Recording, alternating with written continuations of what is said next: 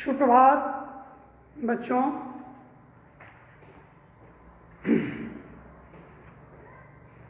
आज मैं आपको नमक का दारोगा शीर्षक पाठ के शेष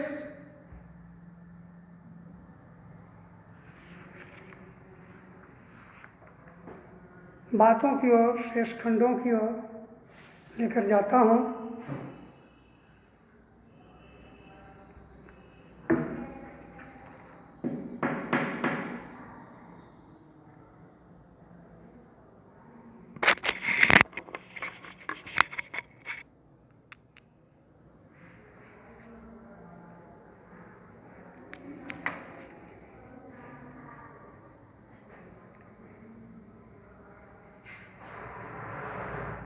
तो मैंने आपको बतलाया था कि मुंशी बंशीधर जब पढ़ लिख करके रोजगार की तलाश में थे तो उनके पिता ने उन्हें समझाया था कि देखो बच्चा, तुम तो जानते ही हो कि हम कितने कर्ज के बोझ में दबे हुए हैं। लड़कियां भी जवान हो गई हैं, उसकी भी शादी करनी है, तो ऐसा नौकरी ढूंढना जिसमें साइड इनकम हो, डेली मतलब कुछ न कुछ आमदनी होता रहे, क्योंकि मासिक वेतन तो पूर्णिमा का चांद होता है, बस संपूर्ण राशि एक ही दिन दिखाई देता है, उसके बाद निरंतर वो घटता रहता है। लेकिन ऊपरी जो पैसे कमाए हुए पैसे होते हैं वो नदी की धारा के समान होती है। नहीं तो ओहदे का ख्याल नहीं करना। हाँ, जहाँ लगे कि यहाँ कुछ बाहरी इनकम भी है, ओहदा चाहे कुछ भी हो, पद कोई भी हो, तुम वही काम करना। उस दिन नए नए नमक का विभाग बना था और नमक विभाग जो है कामधेनु गाय साबित हुआ था। उसमें काम करने वाले लोग वेतन के अलावा रोज अच्छा पैसा कमा लेते थे घूस के माध्यम से। आलोपी दिन ये बंसी मुंशीधर पिता को प्रणाम करके आशीर्वाद लेकर घर से निकल पड़े। मुहूर्त अच्छा था, उन्हें नमक के विभाग में ही दरोगा के पद पर नियुक्ति मिली।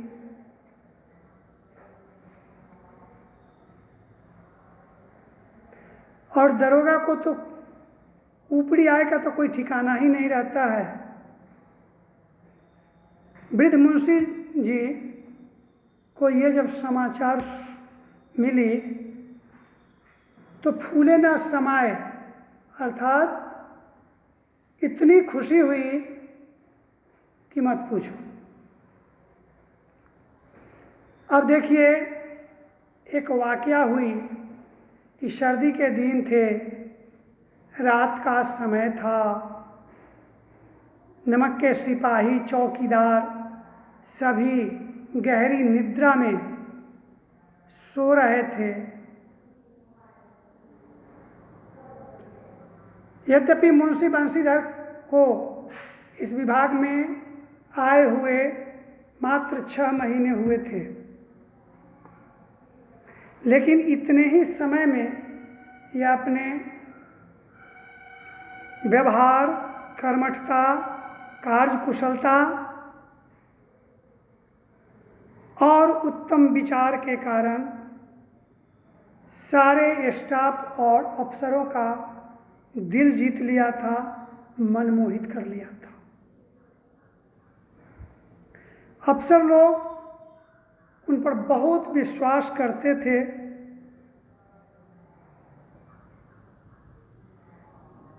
नमक के दफ्तर से 1 मील दूर जमुना नदी बहती थी और नावों का एक पुल था उस पे बना हुआ। दरोगा जी किवाड़ बंद किए, चूंकि रात्रि का समय था, मीठी मीठी नींदें ले रहे थे, नींद में सो रहे थे। अचानक जब उनकी आंखें खुली तो नदी की प्रवाह की जगह गाड़ियों की गड़गड़ाहट की आवाज़, मल्लाहों का कोलाहल की आवाज़ उनके कानों तक गई, उन्हें सुनाई दी। अचानक वे उठ बैठे, सोचने लगे कि इतनी रात में इस जमुना नदी में हलचल किस बात की हो रही है भाई। तो उन्होंने और ध्यान दे के साथ उस हलचल को सुना। इतनी रात गए, गाड़ियाँ नदी के पार क्यों जाती है भाई? रात में तो आवागमन अवरुद्ध हो जाता है, लेकिन इतनी रात हो गई, गाड़ियाँ नदी के उस पार क्यों जा रही? इनको शक हो गया, अवश्य कुछ न कुछ गोलमाल हो रहा है। इन्होंने अपनी वर्दी पहनी, क्योंकि उसी से दरोगा की पहचान होती है, वर्दी से। तमंचा जेब में रखा और बात ही बात में घोड़ा बढ़ाए हुए पुल पर आगे आ पहुँचे। घोड़ा पर सवार हुए। उस समय दरोगा को जीप नहीं मिलता था, जहाँ कहीं जाना होता था घोड़ा पर सवार होकर के जाते थे। घोड़ा पर सवार हुए और नदी के पुल के पास आ पहुँचे। गाड़ियों की लंबी कतार को देखकर ये तो दंग रह गए। डांटकर पूछा इन्होंने, किसकी गाड़ी है? कुछ देर तक सन्नाटा छाया रहा। अब कुछ आदमी में डर हो गई और कानाफूसी करना शुरू किया। तब तांगे वाला ने कहा, हुजूर यह गाड़ी पंडित अलोपी दीन की है। वो भी एक तरह से मानो पूरे विश्वास के साथ बोला, गर्व से बोला, ताकि अलोपी दीन का नाम सुनकर ये सीधे बैरन वापस लौट जाएं, क्योंकि उस ज़माने का वो पूरे क्षेत्र का, पूरे एरिया का वो एक बहुत ही प्रतिष्ठित और सेठ के रूप में उनकी गिनती होती थी। तो इनको तो अभी 6 महीना हो गए किया है, अलोपी दीन से इनकी जान पहचान नहीं थी। तो पूछ दिए, कौन अलोपी दीन? तो जवाब मिली कि दातागंज के जो अलोपी दीन हैं उन्हें मुंशी बंशीधर चौके पंडित अलोपी दीन इस इलाके के सबसे प्रतिष्ठित जमींदार थे। लाखों रुपए का लेन देन करते थे। इधर छोटे से बड़े कौन ऐसे थे जो उनके ऋणी न हो?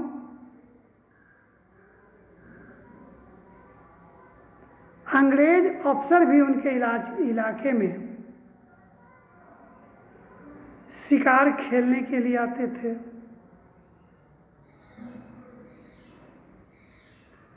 जिसका वह खूब खातिर बात करता था, मानो उसके मेहमान हो। मुंशी जी ने पूछा, ये गाड़ियां कहाँ जाएंगी? उत्तर मिला कि कानपुर जाएगी।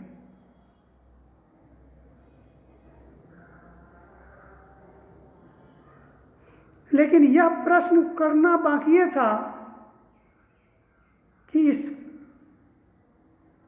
इसमें क्या क्या भरा हुआ है, क्या रखा हुआ है। चारों ओर सन्नाटा छा गया। दरोगा साहब का संदेह और बढ़ा। बेजोर से बोले, मैं पूछता हूं ना, इसमें क्या लदा हुआ है?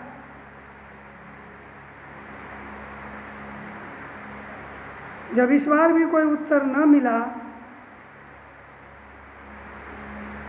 तो उन्होंने घोड़े को एक गाड़ी से सटाकर बोरे को टटोला। भ्रम दूर हो गया, क्योंकि सारे गाड़ियों में नमक भरा हुआ था। पंडित आलोपीदीन अपने सजीले रथ पर सवार, अर्ध निद्रा मतलब कुछ सोते कुछ जगते चले आ रहे थे। अचानक कई गाड़ी वालों ने घबराए हुए आकर जगाया और बोले, महाराज, दरोगा ने गाड़ियां रोक दी है और घाट पर खड़े आपको बुला रहे हैं। दरोगा जी कहा कि एक भी गाड़ी नहीं आगे बढ़ेगी। उस मालिक को बुलाओ जिसका यह माल है। जाकर के बुलाया गया उन्हें। पंडित लक्ष्मी जी को जरा सी भी चिंता नहीं हुई इस बात से, क्योंकि उनके पास जो धन दौलत थे, पैसे थे, लक्ष्मी थे, उसका घमंड था उन्हें। उसका उन्हें काफ़ी घमंड था।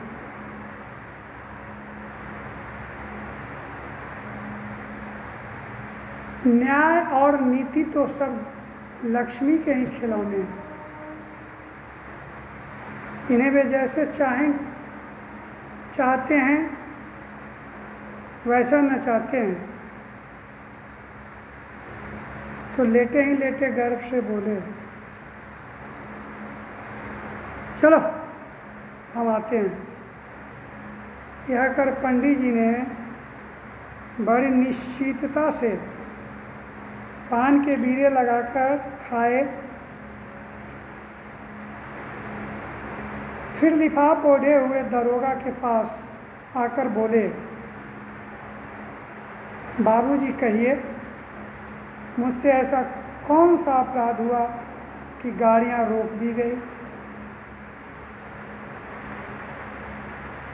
बंसीधर रुखाई से बोले, सरकारी हुक्म।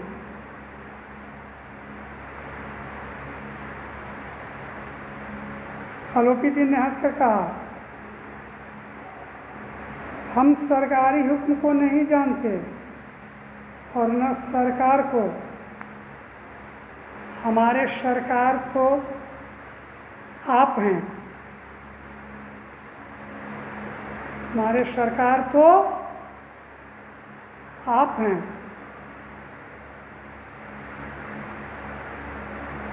ये तो हमारे और आपके घर का मामला है।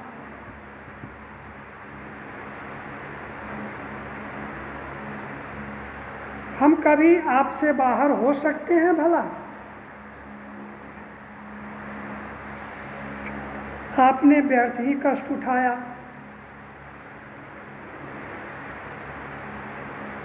यह तो हो नहीं सकता है कि इधर से जाएं और आपको भेंट न चढ़ाएं। मैं तो आपकी सेवा में स्वयं ही आ रहा था,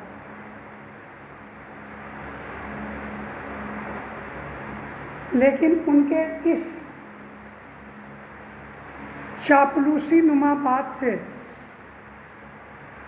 बंशीधर के ऊपर कोई प्रभाव नहीं पड़ा। नए नए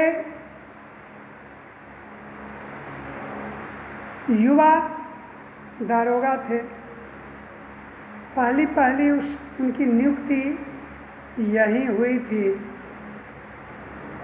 इसीलिए ईमानदारी की उमंग थी उनमें। करक कर बोले, तुम जो सोचते हो ओलोपीदीन, ये तुम्हारी सोच, तुम्हारा सोच गलत फहमी है। हम उन नमक हरामों में नहीं हैं जो कौड़ियों पर अपना ईमान बेचते फिरते हैं। आप इस समय हिरासत में हैं मेरे समक्ष। आपका कायदे के अनुसार चालान होगा। मुझे अधिक बातों की फुर्सत नहीं है। जमादार बदलू सिंह, तुम इन्हें हिरासत में ले चलो। ये मेरा आदेश है, मैं तुम्हें हुक्म देता हूँ। पंडित ओलोपीदीन का इशारा जो है, चूँकि पैसे पर जो गर्व था, गुमान था, लक्ष्मी पर जो भरोसा था, एक पल में सारा धराशायी हो गया। वो स्तंभित हो गए, चकित के चकित रह गए, आश्चर्यचकित हो गए। गारीबानों में भी हलचल मच गई कि अरे, इतने बड़े जमींदार जिसका इस इलाके में तूती बोलता है, सभी लोग इन्हें प्रणाम सलाम आदाब करते हैं, आज एक दरोगा इन्हें बंदी बना लिया।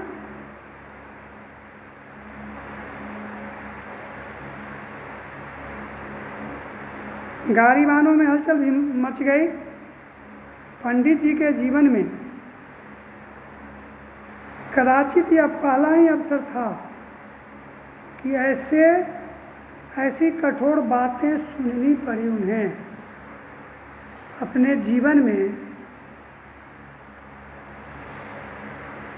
हाजत में जाना, हिरासत में जाना तो दूर की बात थी, उनसे कोई इस तरह का कठोर शब्द का भी व्यवहार नहीं आज तक किया,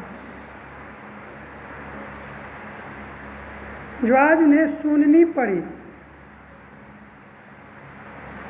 पंडित जी ने धर्म को धन का ऐसा निरादर करते कभी न देखा। पंडित जी मुँहमांगा पैसा देने के लिए तैयार थे, लेकिन बंशीधर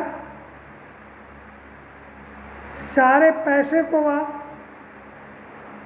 मिट्टी की तरह ठुकरा दिया। इस बात से ओलोपीदीन को बड़ा आश्चर्य हुआ। कहा कि धर्म को धन का ऐसा निरादर नहीं करना चाहिए। विचार किया कि यह अभी अल्हड़ लड़का है, सोचा कि नया नया अभी नौकरी ज्वाइन किया है, अभी मन मिजाज तो 7वें आसमान पे है इसका, ठीक तो हो जाएगा। जहाँ चांदी का जूता लगेगा, इस स्वतः ही लोभ में आ जाएगा।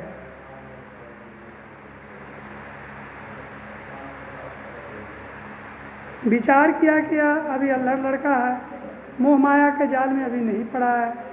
बहुत दीन भाव से बोले, बाबू साहब ऐसा न कीजिए, हम मिट जाएंगे, इज्जत धूल में मिल जाएगी।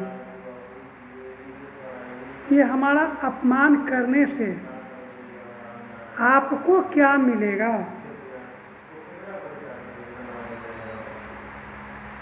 हम किसी तरह आपसे बाहर नहीं हैं।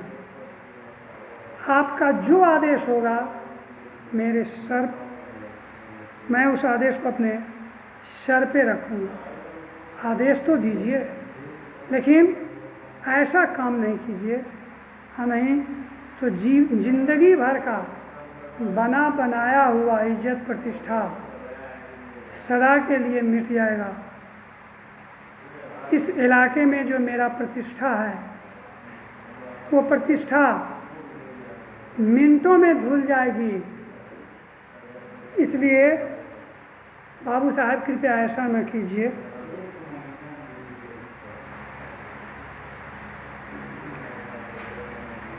बंशीधर ने कठोर स्वर से कहा, हम ऐसी बातें नहीं सुनना चाहते, हम ऐसी बातें नहीं सुनना चाहते। अलोपीदीन ने जिस सहारे को चट्टान समझ रखा था वह पैसों के नीचे से खिसकता हुआ मालूम पड़ा। स्वाभिमान और धन ऐश्वर्य को कड़ी चोट लगी, किंतु अभी तक धन की शक्ति का पूरा भरोसा था। अपने मुख्तार से बोले,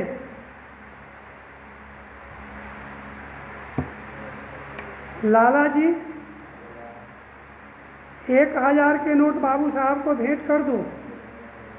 उस समय में 1000 एक बहुत बड़ा अमाउंट हुआ करता था।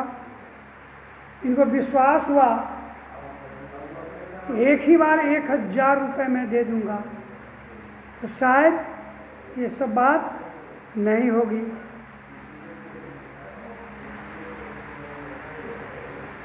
कहा कि देखिए आप इस समय भूखे सिंह हैं, इसलिए भूखे सिंह को भोजन देने में ही कुशलता है।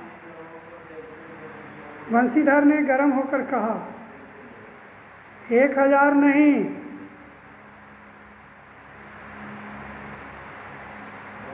1,00,000 ही नहीं, 1000 ही नहीं, 1,00,000 भी मुझे सच्चे मार्ग से नहीं हटा सकता। पैसे दिखाते हो, 1000 दिखला रहे हो मुझे। अरे 1,00,000 रुपए भी तुम दोगे तो मैं अपने ईमान में बट्टा नहीं लगाऊंगा। मेरा जो ये कर्तव्य है, मेरा जो ये ईमानदारी है, तुम इसे 1,00,000 रुपए में भी नहीं खरीद सकते हो। तुम मुझे अपने इस सच्चे मार्ग से नहीं हटा सकते हो पैसे के बल पर। तो ठीक है, आज की पढ़ाई यहीं पे मैं समाप्त करता हूँ। आगे जो बचा खुचा भाग है कल खींचने का प्रयास करूँगा। और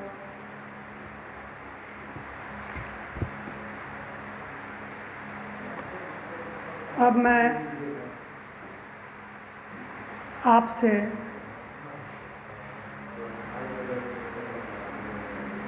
जुदा हो रहा हूँ। तब तक के लिए आप लोगों को बहुत बहुत धन्यवाद।